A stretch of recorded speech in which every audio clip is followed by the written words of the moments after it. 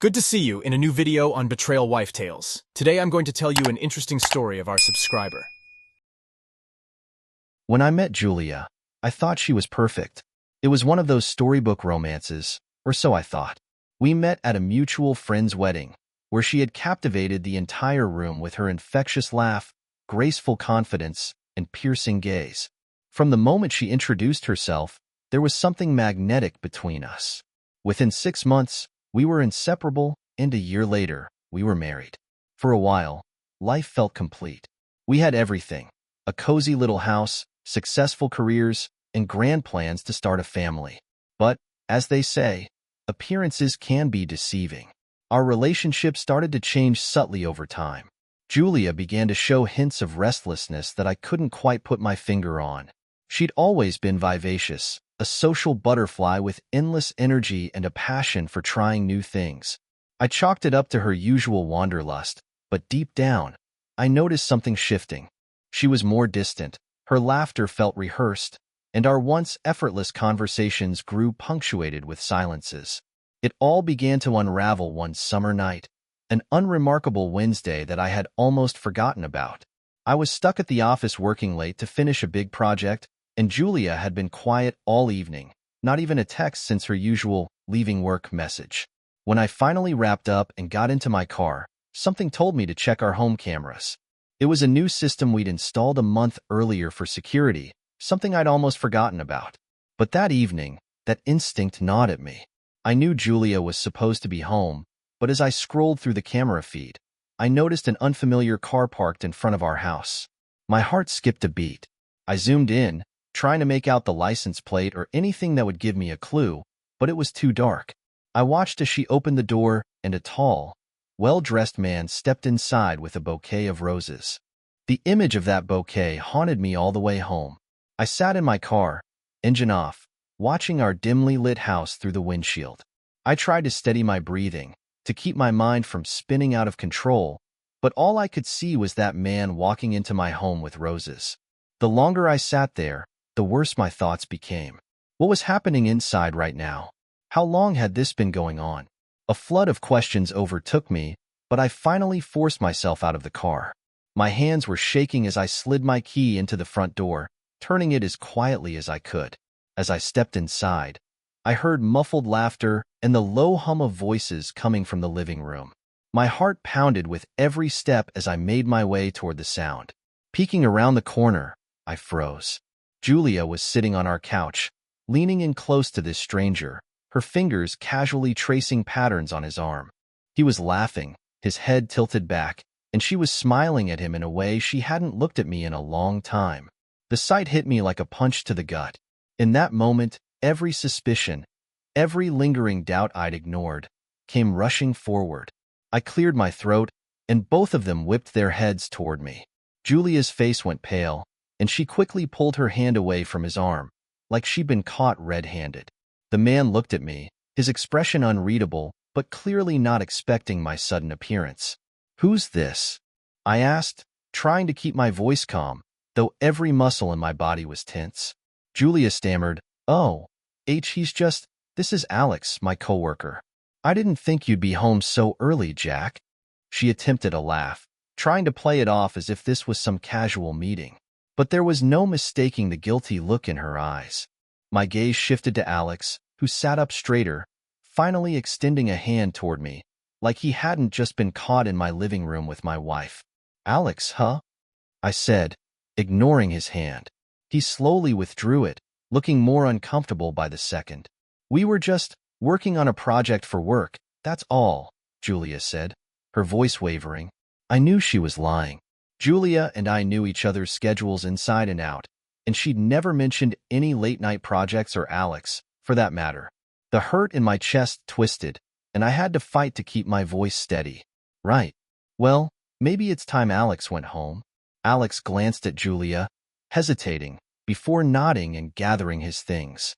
Without a word, he walked past me and out the door, leaving me standing alone in the entryway with my wife.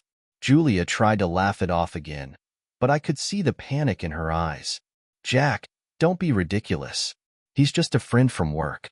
You know how late-night projects go. Things just get a little casual." Casual? I echoed, feeling the betrayal and anger simmering under the surface. You think inviting some guy over while I'm working late and getting cozy on the couch with him looks casual? For a second, her confident facade slipped, and I caught a flash of something. Maybe regret, maybe fear. She quickly replaced it with defiance. I don't see why you're making this into such a big deal, Jack. You're overreacting. The way she brushed it off so easily, like I was being unreasonable for questioning her, only deepened the ache in my chest. I took a steadying breath, refusing to let her turn this around on me. So, we're really going to do this? Just brush it all under the rug?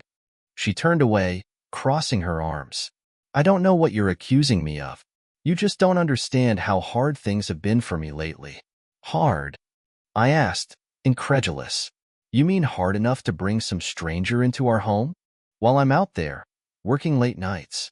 Her expression softened for a brief second, but then she quickly hardened again, looking almost like she was daring me to confront her.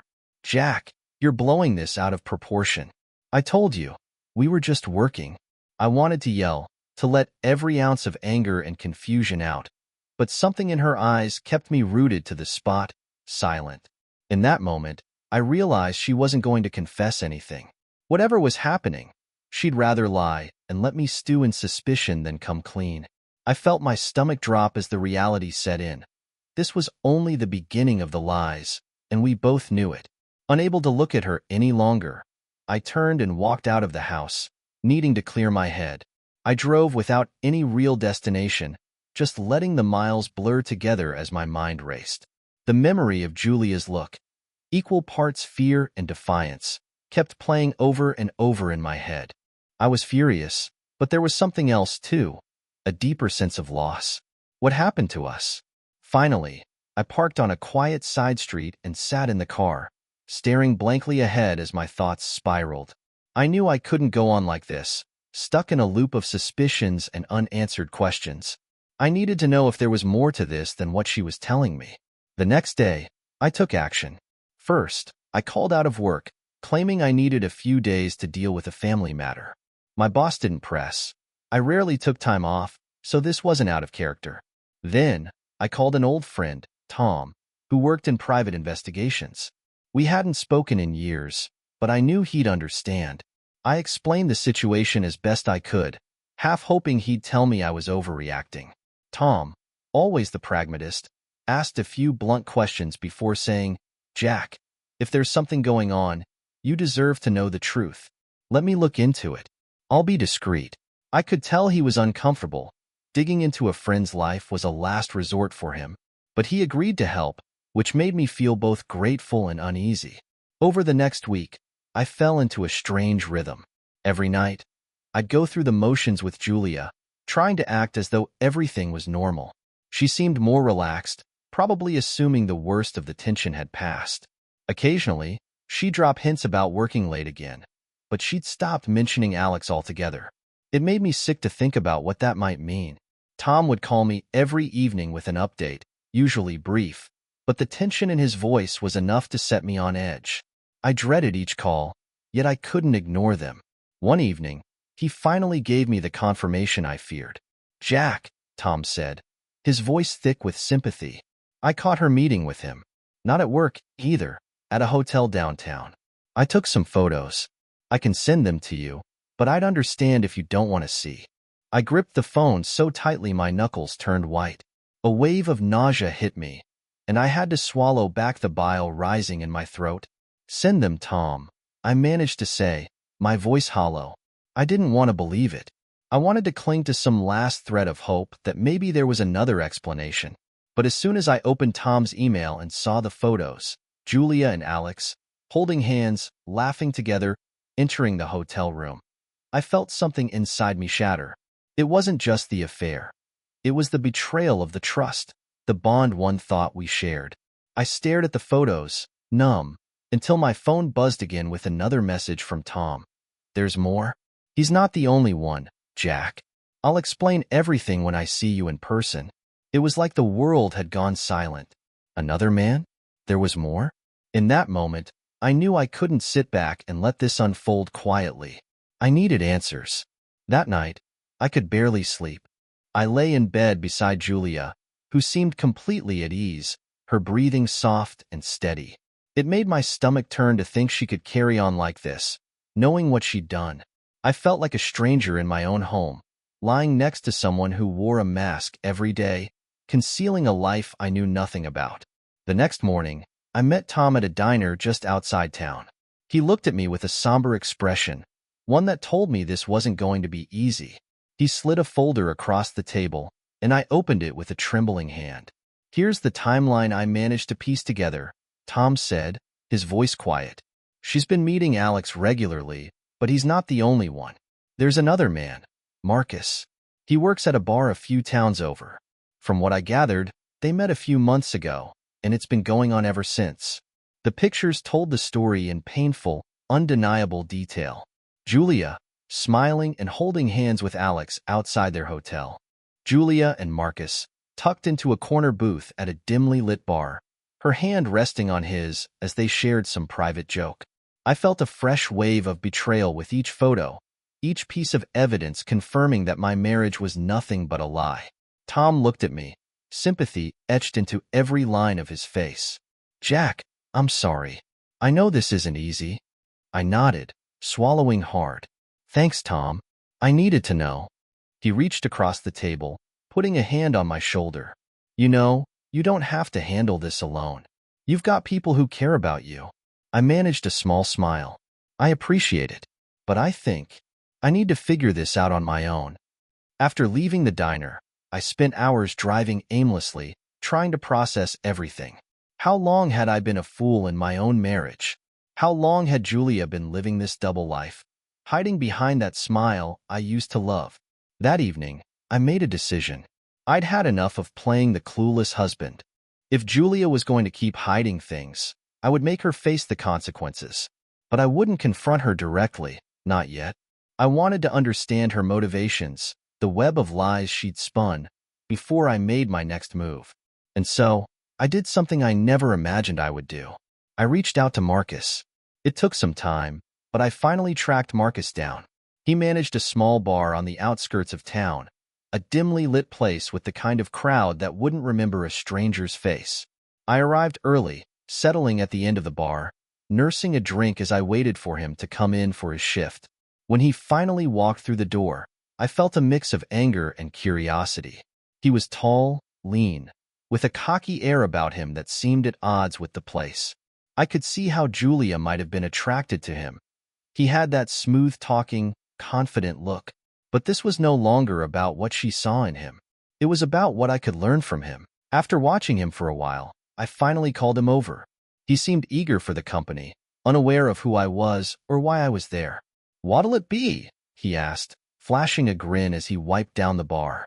"I'm good with what I've got," I replied, holding up my glass. "Actually, I just have a few questions." He raised an eyebrow, a hint of suspicion creeping into his expression. "Oh yeah," he said, crossing his arms. "What kind of questions?" I took a steadying breath, my voice low. "It's about Julia." The color drained from his face. He glanced around, looking like he might make a break for it. "Look, man, I don't know what you're talking about." I held up my hand. "Relax, I'm not here to start a fight. I need to know what's been going on." Marcus shifted uncomfortably, glancing toward the back of the bar. Finally, he sighed and leaned in. "Look, I didn't know she was married when we first met. She never mentioned it. I found out later, way later. By then, things were already kind of intense, you know?" I clenched my jaw, nodding slowly. "So, you knew and kept seeing her anyway." He shrugged, looking defensive. "Look, man, it wasn't my business to get into her personal life. She said you two were having problems, that things were basically over. I believed her." A wave of anger surged through me, but I forced myself to keep calm. "And Alex? Do you know anything about him?" Marcus blinked, his eyes widening slightly. "Who's Alex?" So, she'd managed to keep her affairs separated, each man oblivious to the other. I fought back the bitterness clawing at my chest. Julia had spun such an elaborate web, playing each of us in her own twisted game. I leaned in, my voice dropping to a cold whisper. Marcus, if you're going to keep seeing her, you should know. You're not the only one. You're just another piece in whatever game she's playing. He recoiled, looking genuinely shocked. What are you saying? There's someone else? I nodded, feeling a grim satisfaction watching the realization dawn on him. For the first time, he looked uncomfortable, even humiliated. Yeah, this Alex guy, one of her coworkers. So whatever story she's been feeding you, you're not the only one getting it. Marcus sat back, stunned, his face ashen. After a moment, he muttered, "Guess she left that part out." Silence fell between us, the weight of it pressing down on both of us. He looked away, his jaw clenched, clearly wrestling with his own sense of betrayal. Finally, he turned back to me, his face hard. "So, what are you going to do?" I took a long breath, the plan forming in my mind. "I'm going to make sure she knows that I'm done playing the fool." As I left the bar, I had one last thing to do before I faced Julia. It was time to see if Alex knew he wasn't alone, either. The next day, I found Alex at a coffee shop near Julia's office. He was sitting alone, sipping a latte and scrolling on his phone, oblivious to the fact that his entire world was about to change. I approached him, feeling a strange sense of calm as I pulled up a chair across from him. He looked up, startled, clearly not expecting company. Do I know you?" he asked, his brow furrowing. "Not yet," I replied, keeping my voice steady. "I'm Jack, Julia's husband." His face went white, and his jaw dropped as the words sank in. He stammered, looking like a deer caught in headlights. "I didn't. I mean, she told me things were over between you two." "Yeah," I said, nodding, bitterness lacing my words. "Funny, that's the same story she told Marcus." Alex's eyes widened, and he seemed to slump in his seat. "Who's Marcus?" "Another guy she's been seeing on the side," I said, watching the realization hit him just as it had hit Marcus the night before. "Looks like you're not as special to her as you thought." He leaned back, processing the blow, his face a mix of anger and hurt. "I had no idea," he muttered. "I thought she was. I mean, she told me she was only seeing me." The pity I felt for him was fleeting. I'd spent enough time hurting over Julia's lies, and now it was time for her to face the truth. "Look," I said, "I'm not here to fight you. In fact, I'd appreciate your help. I have an idea that I think you'll be interested in." As I laid out my plan, Alex listened, nodding slowly, his anger shifting into something darker, more determined. By the time we finished, he was fully on board. That evening, I went home, the house quiet and still. Julia was in the kitchen, cooking dinner, acting as if everything was normal.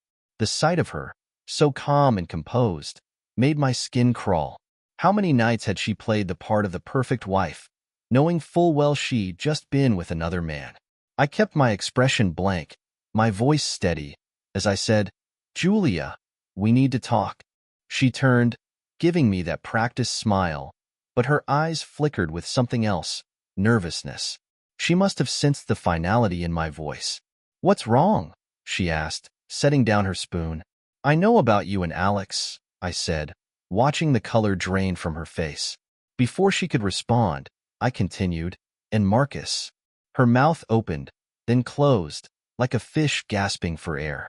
She looked completely blindsided, caught in the mess of her own lies. For a moment, she was speechless, and that silence was everything I'd hoped for. Finally, she found her voice. "Jack, it's not what you think. I can explain." "Explain?" I cut her off, my voice cold. "Explain how you've been playing both of them, telling each of them that they're the only one? Do you even know what you're doing anymore, Julia?" She stammered, "Jack, please, it wasn't serious with either of them. I was just, I don't know, looking for something. I felt empty, and it was a distraction, but it didn't mean anything." "Didn't mean anything?" I laughed bitterly, the sound harsh even to my own ears. "Well, tonight, it's going to mean something." Before she could respond, the doorbell rang. Her eyes darted toward the door, and I saw panic start to bloom on her face. I walked over, opened it, and gestured for Alex and Marcus to come in. They stepped inside, each one giving her a look that was a mixture of anger, betrayal, and cold satisfaction. Julia looked between us, the shock and horror spreading across her face. What is this?" she whispered. I crossed my arms, watching her crumble under the weight of her own lies. "This, Julia, is the truth coming to light. You played all of us, kept us all in the dark. But tonight, you're going to face the reality of what you've done." She looked desperately from me to Alex, then to Marcus, her voice trembling. I didn't mean to hurt anyone. I was confused. I didn't know what I wanted." Marcus scoffed. "You knew what you wanted. You just wanted all of it, without caring who got hurt in the process." Alex shook his head, disgusted. "I actually thought you cared about me. I was planning to leave my girlfriend because I thought you were serious. Guess I was just another pawn in your game." Tears welled in her eyes as she reached for me, but I stepped back. "Jack, please," she pleaded. "You're my husband. We can work through this. You're the only one I truly care about." "Don't," I said, my voice filled with all the anger and heartbreak she had caused. "Don't insult me with that lie. You think you can play with people's lives, and there won't be consequences?" The three of us watched as she crumbled, her facade shattering before our eyes. She tried to plead with each of us, her words tumbling over themselves in a desperate mess of apologies and excuses. But none of us were interested in her story anymore. The truth was out, and we were done. I turned toward the door, gesturing for Alex and Marcus to follow. "We're leaving, Julia," I said, my voice final. "You can keep the house, the car, whatever you want. But you don't get to keep me." She called after me, but her voice was just noise now, meaningless sounds from someone I once loved but could no longer recognize. As I stepped outside with Alex and Marcus, I felt a strange sense of relief.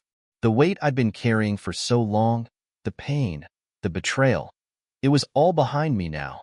For the first time in a long time, I felt free. And as the door closed behind me, I knew that I was walking away from more than just my marriage.